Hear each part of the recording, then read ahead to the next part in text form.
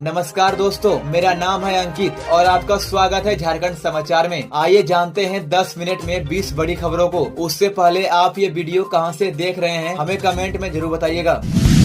झारखंड के किसानों के लिए खुशखबरी, 2 लाख तक का कर्ज होगा माफ। झारखंड सरकार ने किसानों को बड़ी राहत देने के लिए कृषि ऋण माफी योजना शुरू की है। इस योजना के तहत 50,000 से लेकर 2 लाख रुपए तक का फसल कर्ज माफ किया जाएगा। इसका फायदा आर्थिक रूप से कमजोर किसानों को मिलेगा। इस योजना का मकसद किसानों को कर्ज के बोझ से राहत देना, उन्हें दोबारा खेती के लिए ऋण दिलवाना और पलायन को रोकना है। इससे राज्य की कृषि व्यवस्था को भी मजबूती मिलेगी। सरकार इस योजना को ऑनलाइन पोर्टल के जरिए चला रही है। किसान का कर्ज का पूरा विवरण बैंक पोर्टल पर अपलोड करता है। शिकायतों का समाधान भी ऑनलाइन ही किया जाता है, जिससे किसानों को चक्कर नहीं काटना पड़ता। तो चलिए जानते हैं कौन ले सकता है इस योजना का लाभ। झारखंड का स्थायी निवासी हो, उम्र 18 साल से ज्यादा हो, किसान खुद की या पट्टे की जमीन पर खेती करता हो, किसान क्रेडिट कार्ड से ऋण लिया हो, कर्ज किसी सरकारी मान्यता प्राप्त बैंक से लिया गया हो, परिवार से सिर्फ एक व्यक्ति को योजना का लाभ मिलेगा। इसके जरूरी दस्तावेज है आधार कार्ड, राशन कार्ड, किसान क्रेडिट कार्ड,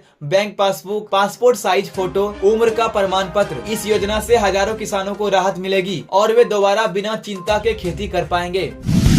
झारखंड में 4 मई तक बारिश और आंधी का कहर जारी, बिजली गिरने से 2 की मौत। झारखंड में मौसम लगातार बदला हुआ है। बुधवार से राज्य में रुक रुक कर बारिश हो रही है, जिससे लोगों को गर्मी से थोड़ी राहत मिली है। मौसम विभाग के मुताबिक 4 मई तक झारखंड में बारिश और तेज आंधी का असर बना रहेगा। गुरुवार को आकाशीय बिजली गिरने से 2 लोगों की मौत हो गई, एक लातेहार में और दूसरा रामगढ़ में। शुक्रवार और शनिवार को पलामू, गढ़वा, चतरा, कोडरमा, लातेहार और लोहरदगा को छोड़कर बाकी जिलों में तेज आंधी, गरज और बिजली गिरने की भी संभावना है। इस दौरान हवा की रफ्तार 40 से 50 किलोमीटर प्रति घंटे तक हो सकती है। धनबाद के पुटकी में सबसे ज्यादा 38.6 mm बारिश हुई। डाल्टनगंज में सबसे ज्यादा तापमान 38 डिग्री सेल्सियस और लातेहार में सबसे कम तापमान 17.8 डिग्री दर्ज किया गया। 1 मई को कई जिलों में ओले भी गिरे, जैसा कि हजारीबाग, धनबाद, रांची, जमशेदपुर, पलामू और कोडरमा में तेज हवा और बारिश के साथ ओलावृष्टि हुई। ये सब साइक्लोनिक सर्कुलेशन की वजह से हो रहा है, जिससे पूरे राज्य में मौसम खराब बना हुआ है। अगले 3 दिनों तक तापमान में कोई बड़ा बदलाव नहीं होगा। इसके बाद तापमान में 2 से 3 डिग्री सेल्सियस तक बढ़ोतरी हो सकती है। लातेहार में भाई ने की भाई की हत्या, बारात से लौटते ही तालाब किनारे मारी गोली। लातेहार के चंदवा थाना क्षेत्र के सोंस गांव में शुक्रवार सुबह एक दिल दहला देने वाली घटना हुई। एक युवक ने अपने ही चचेरे भाई को गोली मारकर मौत के घाट उतार दिया। मृतक का नाम उपेंद्र उराव है और वो जोभिया गाँव का रहने वाला था। वही आरोपी भाई अमृत उराव घटना के बाद से फरार है। पुलिस उसकी तलाश में जुटी है। दोनों गुरुवार शाम एक शादी में बारात लेकर सोस गाँव आए थे। शादी पूरी होने के बाद शुक्रवार सुबह अमृत उपेंद्र को शौच का बहाना देकर तालाब की ओर ले गया और सिर में सटाकर गोली मार दी। गोली लगते ही उपेंद्र की मौके पर ही मौत हो गई। हत्या के बाद अमृत पिस्टल लहराते हुए भाग गया। गांव के कई लोगों ने उसे भागते हुए देखा। पुलिस मौके पर पहुंची और जांच शुरू कर दी है। हत्या की वजह अभी साफ नहीं है, लेकिन बताया जा रहा है कि रात में दोनों के बीच हल्की बहस हुई थी। इस वारदात के बाद उपेंद्र के परिवार का रो रो कर बुरा हाल है। उसके 8 साल का एक बेटा भी है। रिश्वत लेते पकड़ा गया दरोगा, 50,000 घूस मांग रहा था केस दबाने के लिए। पलामू में तैनात एक दरोगा को रिश्वत लेने के आरोप में नौकरी से हटा दिया गया है। जांच में आरोप सही पाए गए, जिसके बाद बोकारो रेंज के डीआईजी ने दरोगा नीलेश कुमार सिंह को बर्खास्त करने का आदेश दिया। ये मामला 6 जून 2022 का है, जब नीलेश कुमार सिंह धनबाद के लोयाबाद थाना में पोस्टेड थे। उन्होंने एक केस की डायरी मैनेज करने के लिए 50,000 रुपए की रिश्वत मांगी थी। शिकायत मिलने पर धनबाद एसीबी ने प्लान बनाकर उन्हें 15,000 रुपए रिश्वत लेते हुए रंगे हाथों पकड़ लिया। गिरफ्तारी के बाद दरोगा को जेल भेज दिया गया और फिर निलंबित कर दिया गया। कुछ समय बाद नीलेश को निलंबन से बहाल किया गया और पलामू के पांडू थाना में पोस्टिंग मिली। लेकिन अब जांच पूरी होने के बाद पुलिस विभाग ने उन्हें बर्खास्त कर दिया है।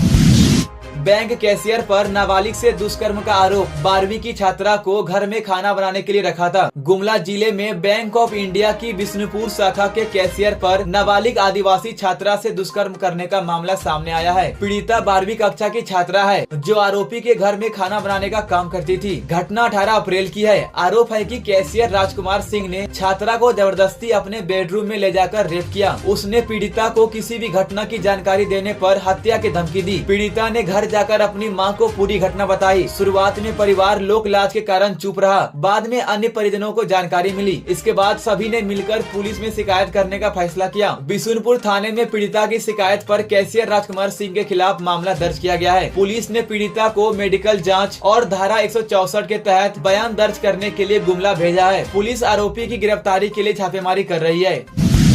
पतरातू में आकाशीय बिजली से मासूम की मौत, 2 बच्चे गंभीर रूप से घायल। झारखंड के रामगढ़ जिले के पतरातू इलाके में आकाशीय बिजली गिरने से एक बच्चे की मौत हो गई और 2 बच्चे गंभीर रूप से घायल हो गए। ये घटना गुरुवार शाम की है, जब हपुआ गांव के 3 बच्चे पंचायत भवन के पास से बकरियों को वापस घर ला रहे थे। तीनों को तुरंत पतरातू अस्पताल ले जाया गया, लेकिन वहाँ अविनाश को डॉक्टरों ने मृत घोषित कर दिया। बाकी 2 बच्चों की हालत गंभीर होने पर उन्हें रामगढ़ सदर अस्पताल रेफर कर दिया गया है। इस दुखद घटना से गांव और परिवार में मातम पसरा हुआ है। 10 मई को रांची आएंगे अमित शाह, सीएमएस की बड़ी बैठक, सुरक्षा के पुख्ता इंतजाम। केंद्रीय गृह मंत्री अमित शाह 10 मई को रांची आने वाले हैं। वे यहां ईस्टर्न जोनल काउंसिलिंग की बैठक में हिस्सा लेंगे। इस बैठक में झारखंड, बिहार, बंगाल और ओडिशा के मुख्यमंत्री भी शामिल होंगे। रांची पुलिस और प्रशासन पूरी तरह सतर्क है। पुलिस ने सुरक्षा व्यवस्था को लेकर तैयारियां शुरू कर दी है। एसएसपी चंदन सिन्हा ने अधिकारियों के साथ बैठक करके खास दिशा निर्देश दिए हैं। ट्रैफिक को लेकर अलग रूट प्लान तैयार किया जा रहा है। बैठक स्थल और उसके आसपास के इलाकों में सुरक्षा बढ़ाई गई है। 10 मई तक लगातार गश्त लगाने का निर्देश दिया गया है। ट्रैफिक एसपी से भी खास बातचीत हुई है ताकि आम लोगों को परेशानी ना हो। तो चलिए जानते हैं आखिर बैठक में कौन कौन होंगे शामिल। मुख्य सचिव और विकास आयुक्त जैसे वरिष्ठ अधिकारी। बैठक में सीमा विवाद, आपसी सहयोग, भाषाई अल्पसंख्यकों और ट्रांसपोर्ट से जुड़े मुद्दों पर चर्चा होगी। इस बैठक का मकसद है चारों राज्यों के बीच बेहतर तालमेल और विकास योजनाओं को तेजी देना। 3 दिन से लापता युवक की लाश मिली नदी में, गांव में मचा हड़कंप। रामगढ़ के दामोदर नदी में शुक्रवार सुबह एक युवक की लाश मिली। जब आसपास के लोगों ने नदी में शव देखा तो तुरंत पुलिस को खबर दी। मरने वाले युवक का नाम रोहन ठाकुर है, जो रामगढ़ के हेसला मोहल्ले का रहने वाला था। वह पिछले 3 दिन से घर से गायब था। शव मिलने की खबर फैलते ही दामोदर पुल के पास भीड़ लग गई। युवक के घर वाले भी मौके पर पहुँचे। सभी का रो रो कर बुरा हाल है। युवक के पिता सदमे में है और कुछ भी बोल नहीं पा रहे हैं। परिवार वालों ने रोहन के लापता होने पर पहले ही थाने में गुमशुदगी की रिपोर्ट लिखवा दी थी। रामगढ़ थाने के प्रभारी कृष्ण नंदन कुमार और एसआई उपेंद्र कुमार ने बताया कि फिलहाल पुलिस जांच कर रही है। पूर्वी सिंहभूम में हुआ बड़ा हादसा, ट्रेलर पलटने से चालक की मौत। पूर्वी सिंहभूम जिले में गुरुवार की देर रात एक बड़ा हादसा हुआ। ढालभूमगढ़ थाना क्षेत्र के कदम बेड़ा गजानन फैक्ट्री के पास NH-18 पर एक ट्रेलर और कार के बीच टक्कर हो गई। ट्रेलर स्टील के प्लेट से लेकर बहरागोड़ा जा रहा था। रात करीब 2 से 3 बजे के बीच यह ट्रेलर डिवाइडर से टकराकर पलट गया। टक्कर इतनी जोरदार थी कि ट्रेलर के कैबिन का ढांचा पिचक गया, जिससे चालक की मौके पर ही मौत हो गई। ट्रेलर के पलटने के बाद एक तेज रफ्तार कार ट्रेलर के पीछे हिस्से से टकराई और एक झोपड़ी में घुस गई। कार के चालक को हल्की चोटें आई, जिसे उसके परिजन लेकर अस्पताल गए। पुलिस ने ट्रेलर के चालक का शव कब्जे में लेकर अनुमंडल अस्पताल में रखवा दिया है। पुलिस अब मृतक चालक की पहचान में जुटी है। यह हादसा बेहद दर्दनाक था। झारखंड के लेटेस्ट न्यूज को सबसे पहले देखने के लिए हमारे चैनल को सब्सक्राइब जरूर करें।